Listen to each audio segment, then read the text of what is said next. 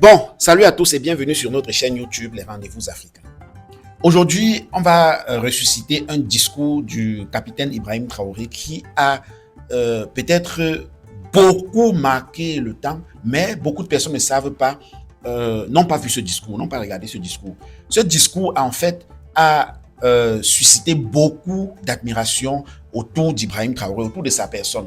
Mais beaucoup de personnes ne savent pas vraiment comment et tout ça est arrivé. Aujourd'hui, j'ai ressuscité ce discours-là et on va essayer de le décortiquer progressivement. Par exemple, vous savez, vous avez entendu sur les réseaux sociaux dire que le Burkina Faso est en train de vouloir construire une centrale nucléaire. C'est les grosses expressions quand on attend un pays africain en train de vouloir se doter du nucléaire. Voilà, ça sonne, ça sonne.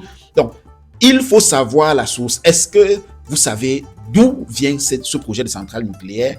Dans cette vidéo, je vais vous montrer le discours, vous faire voir le discours en question et vous allez comprendre comment quand un président respecte son peuple, ce peuple est béni. Comment quand un président se respecte lui-même, le peuple dont représente ce président est béni. Ibrahim Traoré se respecte. Il est un homme intègre comme tout Burkinabé d'ailleurs. Et si vous êtes nouveau sur la chaîne, veuillez vous abonner parce que nous produisons des contenus comme celui-ci là au quotidien et vous serez satisfait. C'est pas grande chose s'il vous plaît. Juste cliquez sur le, voilà, juste là, juste cliquez, abonner et puis activer les cloches de notification. On y va immédiatement. D'abord, on va commencer par la posture dans le discours. Ibrahim Traoré était au sommet russe-Afrique russe.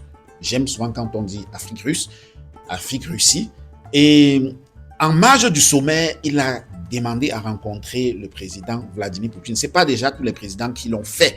Et même quand bien même tous les présidents demanderaient cette audience spéciale en marge du sommet, je ne suis pas sûr que Vladimir Poutine accepterait. C'est un président qui respecte beaucoup ceux qui se respectent. Et Ibrahim Traoré se respecte. Donc Vladimir Poutine le respecte. Vous avez vu comment il a été escorté par un avion russe, un avion hyper blindé russe du Burkina Faso vers la Russie. On passe, c'est pas le sujet du jour. Donc Ibrahim Traoré s'assoit face à face avec Vladimir Poutine. Vladimir Poutine de l'autre côté, Ibrahim Traoré de ce côté. Tous les militaires qui accompagnent, donc l'équipe de Ibrahim Traoré à côté de lui et l'équipe de Vladimir Poutine à côté de lui. C'était du corps à corps, comme on dit là. Ça démontre tout simplement le respect que chacun des deux présidents a pour l'autre. Ça aurait été la France, il y aurait eu condescendance. Vous savez ce qu'on appelle condescendance? La France aurait mis Ibrahim Traoré sur un banc là-bas, comme si, voilà, et puis... bref, je ne vais pas vous faire vivre ce scénario-là. Donc, voilà. Ibrahim Traoré s'assoit face à face, les deux équipes face à face, et ils discutent. Vous allez écouter dans les vidéos, ils discutent de corps à corps. Le dispositif de la réunion était haut de gamme. Regardez. Cher Monsieur le Président, chers amis, nous sommes très heureux de vous accueillir ici en Russie et heureux de cette rencontre d'aujourd'hui. Je vous remercie. D'accord. Donc bonjour à tous, Monsieur le Président. Donc c'est un honneur pour nous d'être là ici. C'est un deuxième sommet comme vous avez pu le constater hier. Et je tiens donc vous signifier l'amitié donc surtout à cette étape actuelle qui est très ardente entre les peuples burkinabés et le peuple russe. Et je puis vous rassurer que la situation donc que la Russie vit actuellement avec l'opération militaire spéciale, que vous avez en tout cas le soutien du peuple burkinabé et le soutien donc de notre gouvernement. Ensuite, Ibrahim Traoré poursuit avec le désir de changement de la politique. Non pas parce que on veut changer le partenaire. En fait, c'est pas non pas le changement du partenaire. On veut changer la politique et non pas le partenaire. Parce que la France qui était sortie du Burkina Faso à la demande de Burkina Faso, s'est dit que le Burkina Faso ne voulait pas de la France. Non. Ibrahim Traoré rappelle que nous sommes en Russie aujourd'hui. Ce n'est pas parce qu'on a un désir de changement de partenaire, non. Mais c'est parce qu'on a un désir de changement de la politique. Contrairement à ce que les Français peuvent véhiculer dans les médias tout le temps. Et voilà. D'où nous avons choisi la Russie, qui a une politique différente de la France.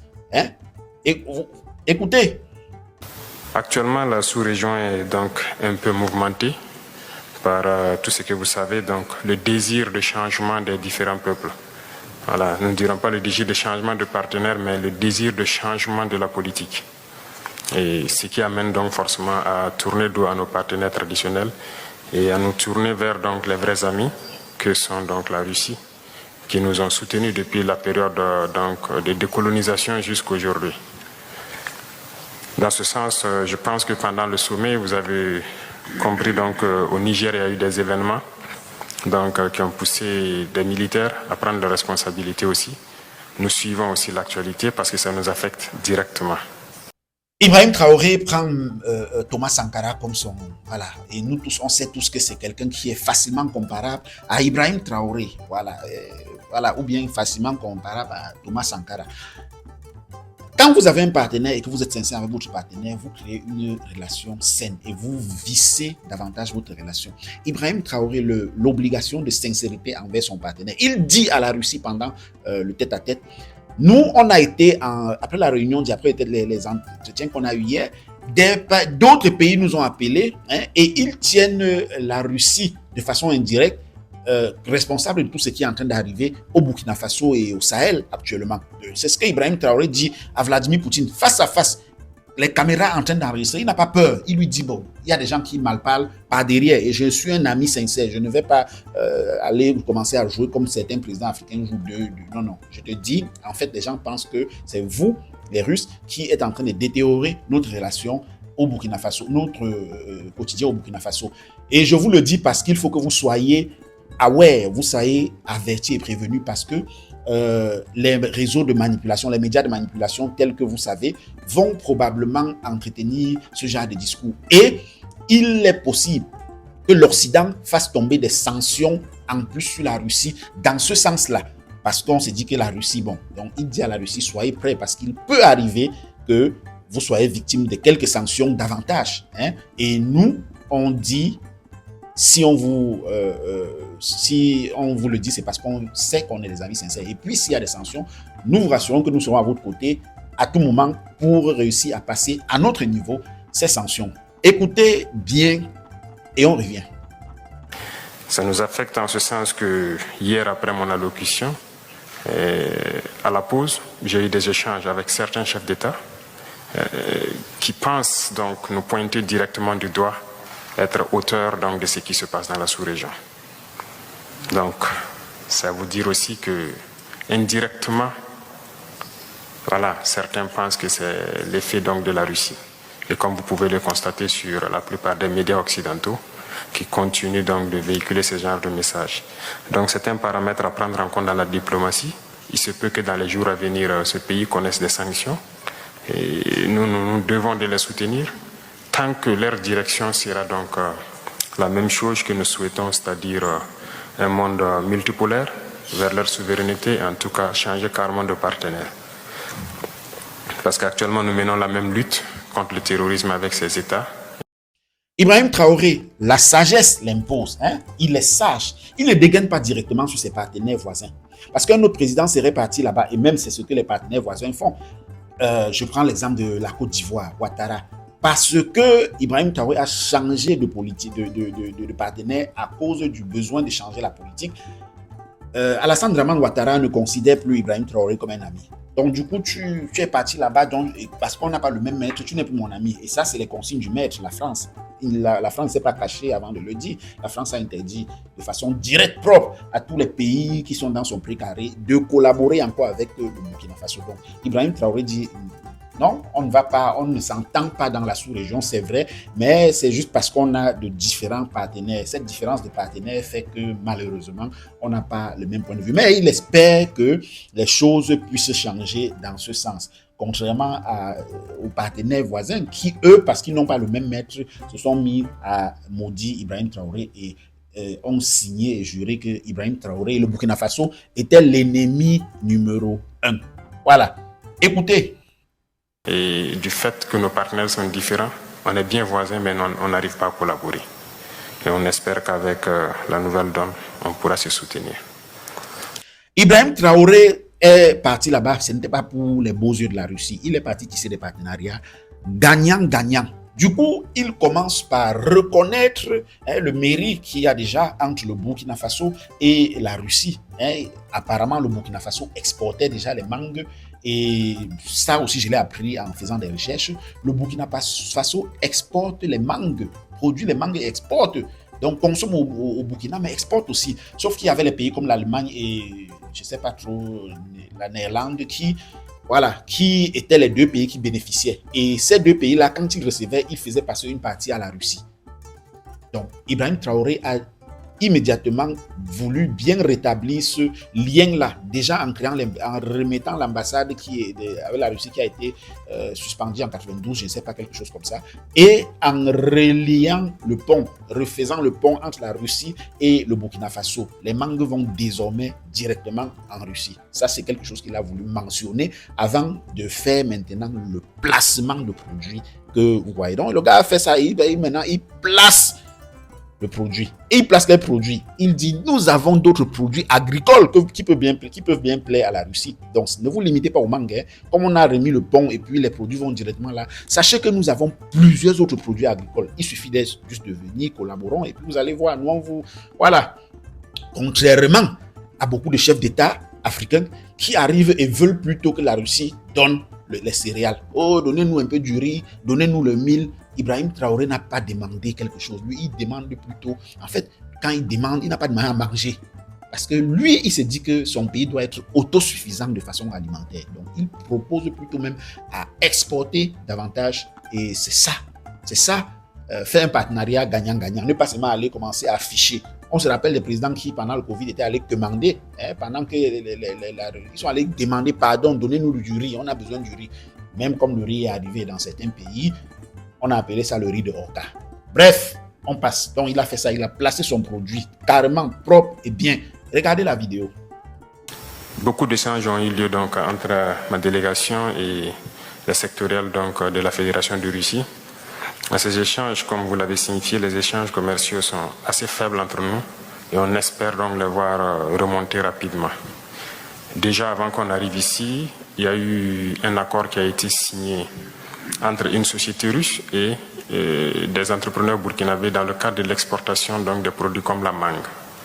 Avant, ça s'exportait. Cette année, nous avons rétabli l'aéroport de la région productrice. Et les mangues s'exportaient vers l'Allemagne et la Néerlande et tout, qui réexportaient donc vers la Russie ici. Donc nous avons jugé nécessaire donc d'établir ce pont aérien pour que la prochaine production, ça puisse se faire directement. Dans ce sens, nous pouvons aussi, donc, à travers le commerce, signifier que nous avons une diversité quand même de produits qui pourraient intéresser la Russie. Et dans les échanges donc, entre les ministres et les différents hommes d'affaires, nous avons compris, tels que la mangue, l'anacarde et beaucoup d'autres produits agricoles qui pourraient intéresser. Il y a aussi l'installation d'usines de transformation de certains produits sur place là-bas. Et je sais que beaucoup d'opérateurs russes donc, seront intéressés par cela, ce qui va contribuer à intensifier donc, nos échanges commerciaux. Et après avoir placé le produit, le gars profite alors pour faire là où on vous a dit au début de la vidéo que Ibrahim Traoré, le projet de centrale nucléaire venait donc d'ici. Voilà exactement d'où venait le projet de centrale nucléaire que la Russie devait construire au Burkina Faso. Donc, il profite pour dire à la Russie, nous sommes un pays très bien situé dans la sous-région. Et si vous venez investir au Burkina Faso pour des besoins d'énergie, c'est-à-dire en construisant une centrale nucléaire au Burkina Faso, vous pourrez revendre à plusieurs autres pays parce que nous sommes à une position géographique, stratégique, commercialement parlant. Ça, c'est vendre. Ibrahim Traoré est aussi vendeur, il n'est pas que militaire. Ça, c'est un président en fait, c'est un bon DG. C'est un DG. Vous savez qu'un bon DG doit maîtriser un peu des aspects de chaque volet de l'entreprise. Il doit maîtriser un peu la comptabilité pour pouvoir comprendre. Quand le comptable va lui envoyer un rapport, il faut bien qu'il comprenne le rapport. Quand les ressources humaines vont lui envoyer un rapport, il faut bien qu'il comprenne le rapport. Quand le département commercial va... Voilà, ainsi de suite. Donc, Ibrahim Traoré vient de passer dans ce discours, dans ce tête-à-tête en marge du sommet Russe-Afrique-Russie, une vente professionnelle proprement dite. Et c'est de là que le projet du nucléaire au Burkina Faso est arrivé. Regardez. Parlant donc d'échanges commerciaux et d'installation d'usines, nous avons un besoin crucial d'énergie. À ce titre, donc, c'est un point important pour moi parce que nous avons besoin, en tout cas, si possible, d'implanter une centrale nucléaire au Burkina pour produire l'électricité. Notre position est assez stratégique parce que nous sommes au cœur de l'Afrique de l'Ouest et cette position fait que, du fait du déficit d'énergie dans toute la sous-région, s'il y a un privé russe qui peut s'implanter au Burkina, il pourra vendre bien l'énergie donc à toute la sous-région. Et donc c'est un point très important pour nous et on souhaite que vous puissiez voir comment cela puisse se réaliser, en tout cas dans de brefs délais. Voilà, vous avez vu. Un président comme ça, il en faut à chaque pays africain. Abimté pour le moment.